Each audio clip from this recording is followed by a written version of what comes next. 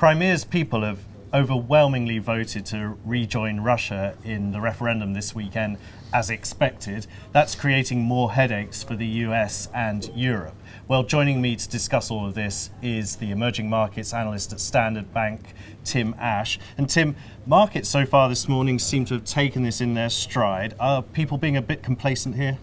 Well, certainly in Moscow there's a sense of euphoria that they finally got Crimea back after 60 years. I think there's also an assumption that the actions that the Russian government seemed to take last week, messing around with treasuries, US treasuries, moving them around, has perhaps put off the chance of sanctions from the West. I think that's probably mistaken, but anyway, that's the sense in Moscow. Okay.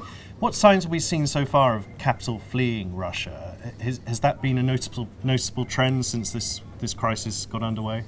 Well, not necessarily fleeing Russia. Or you probably remember that former Finance Minister Kudrin indicated that capital flight might increase to something like $50 billion a quarter. I think that's actually quite likely. What we have seen in credit space, so banks and corporate debt, we've seen some local selling out of Switzerland in particular. Right. That suggests that locals, which are big holders of external debt, are slightly nervous and are trying to go long to cash, potentially to move it away from potential sanctions. Okay. And there was a big deal this morning, wasn't there, with Mikhail Friedman buying assets in Germany from RWE.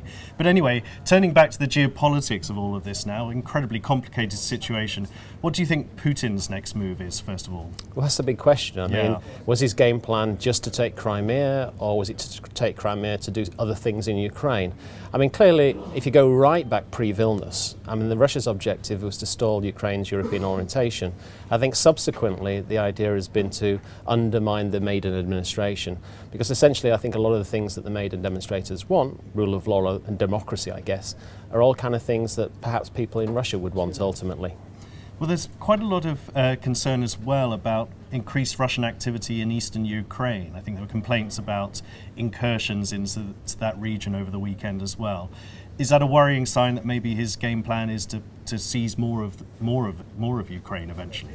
Well, I think Moscow wants its views to be taken in consideration, and it wants a government in Ukraine that is more reflective of its views. It's pushed the idea of a coalition administration. I mean, that would be very difficult to say to sell to the Maidan. In any event, I guess opinion in Ukraine has actually hardened over the last couple of weeks with the Russian intervention in Crimea. Opinion polls suggest over 90% of the population certainly support Ukrainian sovereignty and independence, and we've seen oligarchs in Ukraine move decisively into the independence camp. Right, that's a very important step. But even so, a tricky question really for the EU and the US, how they respond now. Very delicate situation. What are you seeing there? Well, I think there's a determination to act to help the new Ukrainian administration, the Yatsenyuk administration, but also there's a desire or an understanding that they really have to do something to stall Russian perceived aggression.